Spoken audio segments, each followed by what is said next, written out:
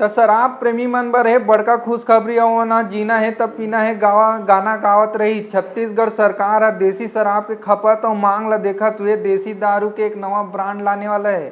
अभी तक आप मन ह शोले अउ रोमियो जइसे ब्रांड ल टेस्ट करे होहू अउ अब एक नया ब्रांड आने वाला है जेकर नाम शमशेरा है और ये बहुत जल्द सब्बो दारू दुकान मन में मिले ला लग जाही। आप मन ला बता देथन कि छत्तीसगढ़ में साल भर में ही लोगन मन ह 5 लाख लीटर से ज्यादा दारू पी जाथे और अब ये शमशेरा ब्रांड के दारू ला पी के लोगन मन ह शेर जैसे अब गुर्रानी। काबर की जब शोले आए रही से तब कोनो ह गब्बर बन जाए त कोनो ह वीरू बन जाए और बसंती ला खोजत रहा है और अब शमशेरा आगे मतलब शराब प्रेमी मन ह शेर जैसे हबकी और दहाड़ी ऐसे लागत है और ये मन ह काकर ऊपर हबकी दहाड़ी तेला समय ही बताही। फिलहाल ये नवा देसी दारू ब्रांड के बारे में आप मन के का विचार है तेला कमेंट बॉक्स में जरूर बताओ और देखा तो हमारे चैनल ठिया छत्तीसगढ़।